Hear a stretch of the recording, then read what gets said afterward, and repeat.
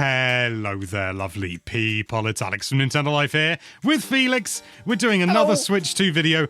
Can you chuff and believe it? Of course you can, because it's oh my god, there's so much to talk about and we're never going to cover it all. Having said that, there is a topic that we want to cover today that is not as fun and jolly. It's not like, I love Zelda or Metroid looks great. It's the reveal of the price for the Switch 2 and more specifically the Switch 2 games and to a lesser degree peripherals. So basically, I'll run through a few quick numbers for anyone who's unaware. The base console, we're going to do this all in US dollars so we're not reaming off millions of different currencies. The base console is $450. It's technically $449.99. We round up. I'm rounding out by a penny. Sue me. They should be taken out of circulation. Games will be sold up to and including $80, and that includes Mario Kart World. That's going to retail at $80, although it's not clear yet whether that's physical or digital. It's just the MSRP. Thanks for being clear, Nintendo. At $80 physical. But DK is going to retail at $70. So there is clearly a sort of like a tier system that Nintendo is working with. Now, considering the previous price structure, the most expensive game released on Switch 1 was Tears of the Kingdom, and that was $70. So this is an increase in price of $10 for the top tier, as it were. I don't think I'm alone. In fact, I know I'm not when I say that this is disappointing. Yeah. That there's an increase. It's a big increase. To me, I can't really conceptualize the price before I see it in my currency, and the prices have not been, because they're always much higher in my currency. Like if I just convert $80 to what my normal currency is, which I'll do really quick. Danish kroner. Yeah, that's so $80 is around what you would see a normal like PlayStation 5 game cost here. Yeah. So to me, but it'll be higher. If it's like 700 kroner for the next Mario Party, then I'm also like, that sucks. It is a huge price increase, and it's really a shame because we talked all about the Direct and we were really excited. We briefly saw in the end, the price has been revealed for the console, and we talked about that. I think the console price is fine. It is a premium thing, and there's a lot of cool stuff going on. Yeah. Don't get me wrong, it's expensive, but it's an expensive device. You know, it's not, I mean, people will gladly spend $1,000 on a phone, sometimes $2,000 on a phone. So, whilst I'm not saying that's okay, I'm just saying people do that, you know? Which I don't understand. I think I spent like, 500 quid on my phone? I don't know. Yeah, so for the amount of time I'll be playing on the Switch, to me, it's definitely worth it. Yeah. I'm also working at Nintendo Life, so I kind of need it. But yeah, then the price of the games came out. And this is where a lot of people are very disappointed, and understandably so. That is a big increase for games. It is, depending on which games will have this price. Even Donkey Kong is 70. And I think the thing that bugs me the most is that at least when I checked the Spanish my Nintendo shop, you would have Mario Kart for 80 euros, and that's digitally. If you want it physically, though, that's 90 euros. That is so much money for games. DK is also 70 euros for digitally and 80 euros for physically. So I don't know. It's such, it's really a shame. And to make matters even worse, like for example, the pack-in game, which is not a pack-in game, you have to buy it. I feel like Nintendo is getting a little. My problem is that Nintendo is making so much money already. They're one of the most profitable, they make so much money. They could easily still have the games. I know inflation and all that. Maybe like $70, that would be the new norm. But going all the way up to 80, I feel like that's pushing it. At least just in my personal opinion. I am still thoroughly disappointed. But I don't think that Nintendo is at least entirely to blame. They may well be partly to blame, but there are a lot of different factors involved. A big one being the new tariffs in the US, which I'm sure everyone is absolutely thrilled about. That is definitely going to be a factor, and a lot of people I'm sure will say that the tariffs were announced fully after this was revealed. Nintendo couldn't have known. They knew it was going to happen. They would have put a sort of a barrier in there, a sort of a margin to make sure they could absorb that. Because Nintendo aren't a charity. They're not going to absorb that cost. I don't think anyone should be expected to. Which, of course, leads us to the consumers, who always have to absorb these costs. That's just the way it goes. It's disgustingly unfair, to say the least. There are a number of other factors involved. The cost of development is increasing, obviously. And, you know, they have people that they need to pay and things like that. And historically, Nintendo doesn't actually have a particularly high salary for its higher-ups, all things considered. It's a very high salary for any normal person. It's still millions of dollars. And Japan is another factor as well.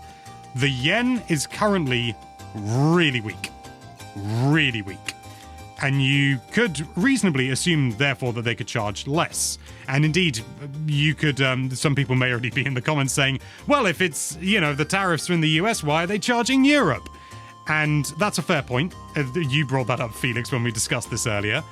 And unfortunately, I think it's because they need parity.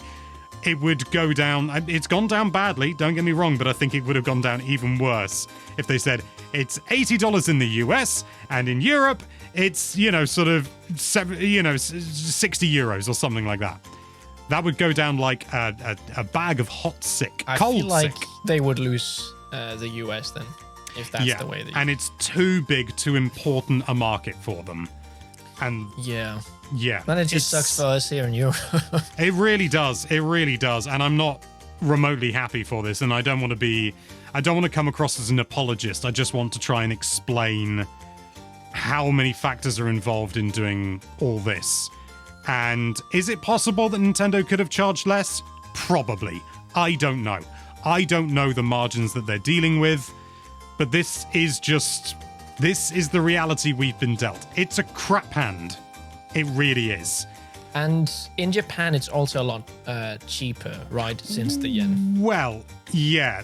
And again, this comes down to the weak yen. Mm-hmm. And I think because there's also a specific, and this sounds like a rumor, but it's absolutely true. Nintendo have confirmed it, that there is an edition of the Switch 2 that is locked to Japanese, and it is essentially $100 cheaper.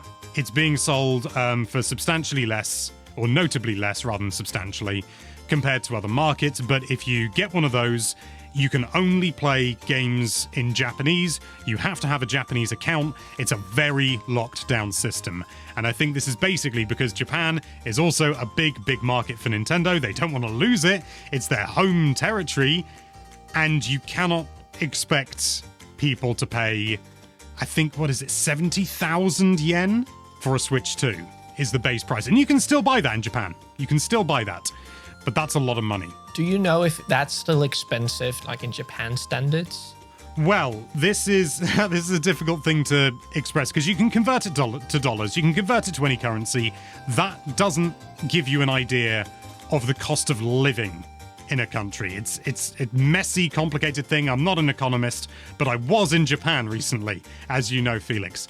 And I actually sort of look back. We've got like a thing like we save receipts and stuff like that. And I looked at what we spent on meals out. We had to have most of our meals out, and I think that was a baseline for us. So you could easily get a decent meal, including an alcoholic drink if you were lucky, for about 1,500 yen, maybe 2,000 yen, give or take. That 1,500 yen is about $10. Okay. Which is not a lot to get a meal in the States. No, that's really... Yeah. I asked Zion how much you would expect to pay for a meal, excluding leftovers. I didn't ask him about a tip, which I regret, because I know that's a thing in the States. But, a meal for one, no leftovers. What would you expect to pay? And he said between $15 and $20, which I thought was quite reasonable. I then asked another friend just to have 2 points of interest. He's in the States at the moment. He used to live over there. I said, how much would you expect to pay? And he said, well, I went out recently in the capital city of Minnesota. And he spent $65 on a meal With out. a tip, right? With tip, yeah. That is so much. It is. I can't... I would think Is your twice. friend super rich? No, he's not. Goes to this fancy restaurant. No, I mean, it was a capital city, so you do have to take that into consideration. That's true. So I think if we're generous and we'll say, or we'll hedge and we'll say $25 for a meal out, that means you would be able to eat out 18 times for the cost of a Switch 2. In Japan, you would be able to eat out, if it was 1,500 yen, you'd be able to eat out 46 times. So that is over double. And even if you're conservative and you say it was 2,000 yen, which again, that's fine, that's 35 times. So that gives you an idea of the cost of living. It's not quite, because again, it's very difficult to judge depending on all sorts of factors. But you could make the argument that the Switch 2 is twice as expensive in Japan in terms of cost of living and salaries as it is in the United States. And that's the base price? That's the base price. That's not the cheaper one. That's not the cheaper one. That's the base price. That is, nice that they are making it makes sense, because when a currency is doing so badly, that they shouldn't miss out on that. Yeah. I just wish that there would be... We got an English one. I'll see how the Danish one is. I feel like Danish prices are really weird. Like, a lot of the Switch games were always cheaper physically here in Denmark. Like, I don't know, 100 kroner sometimes cheaper. You can get it for 350 kroner. That's quite cheap compared to the PlayStation 5 games and Xbox games. I don't know if it's just because the Switch isn't as popular as like in other places. I don't know. They just need to sell them. But I think I can properly give my thoughts about the price when it's in stores here, and I just know more. Because right now it's all, if you've ever been out traveling and you are in a different currency, it's just like you lose track of how much money it is. Like I went to Italy here last summer, and it's just, okay, that is, it says €1, which is 7.5 Danish kroner. Oh, €1. I think one krone. I don't know. My brain can't do it. It is tricky, yeah. It does go the opposite way, though. You go to Poland and it's the opposite way. And to be honest, even Japan, I'd sort of look at the price of something and I go, that's 1,000 yen or 2,000 yen, and I sort of go, 2,000 yen. What's that? That's 10 quid. That's a bargain. You get into a different mentality. It's very difficult. It would help if we were an economy YouTube channel, but we're not. We're a Nintendo one. Yes. But I think, at least from my position, the summary is, this sucks. It absolutely sucks. I really wish this wasn't the case, but I kind of understand why it is. It would be lovely if it wasn't, but to be honest, games were always going to go up in price. I mean, there's a joke in The Simpsons, or it's not even a joke. There's a line in The Simpsons that's not, that is said deadpan. It's not meant to be, this is so expensive. It is, but it's not meant to be unrealistic. And Bart wants a video game, and this was in 1995. He wants a video game, and Marge says, I'm sorry, honey, but those games cost up to and including $70. In 1995, using an inflation calculator, in 2025, $70 in 1995 is the equivalent of $146 now. That is not the full picture. I hasten to point out that is not the full picture. Inflation and cost of living are very different things. Wages have not gone up in the same rate as inflation.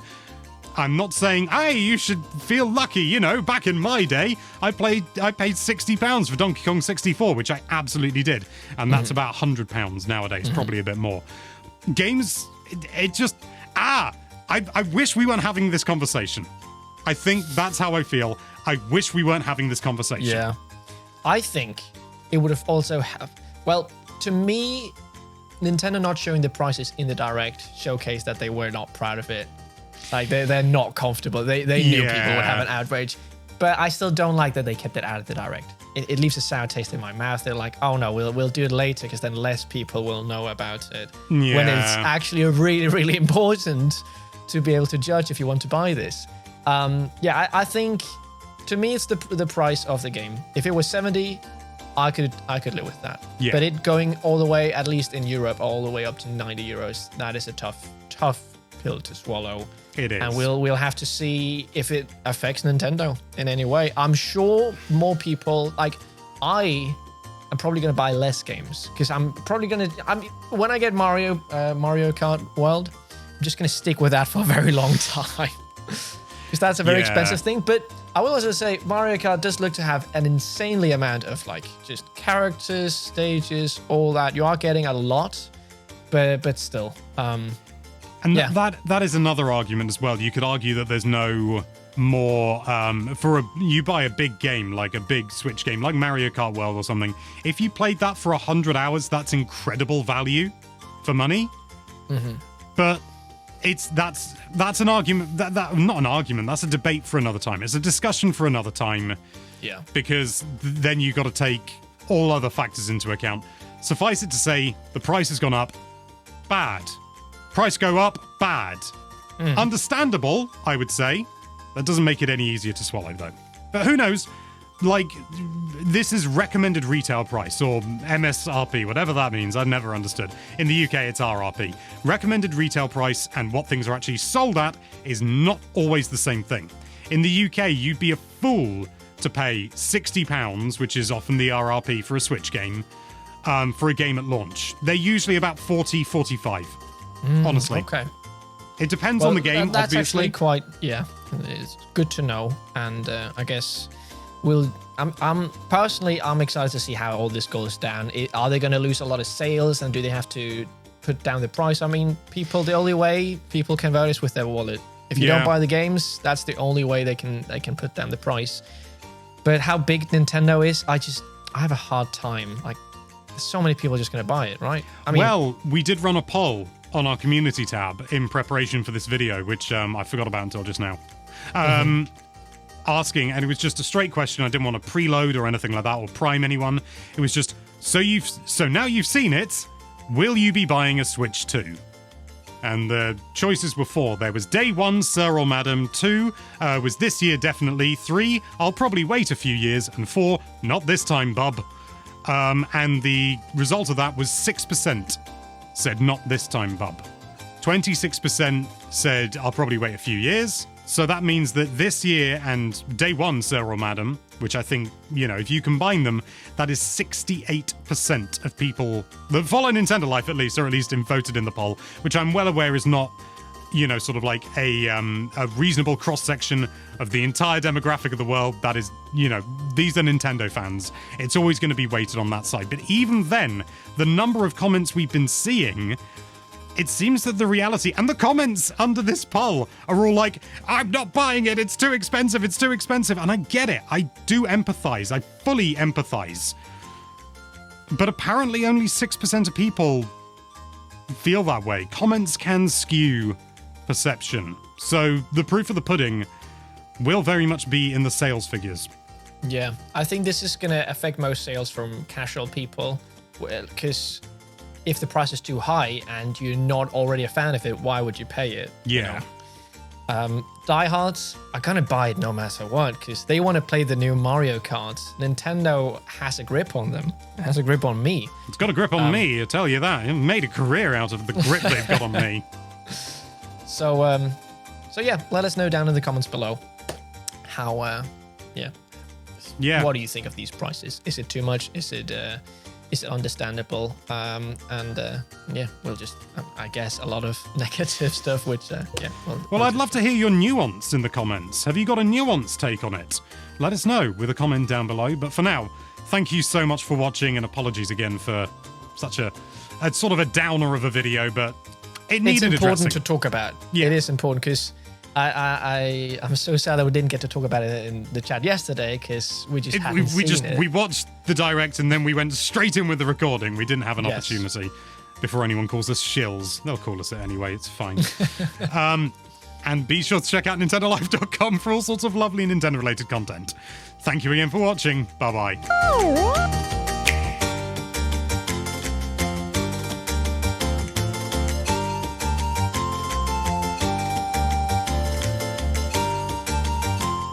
Hello Hello there, lovely people. It's Alex. There's a fly. Go away. That's This is the problem with having seedlings in your office.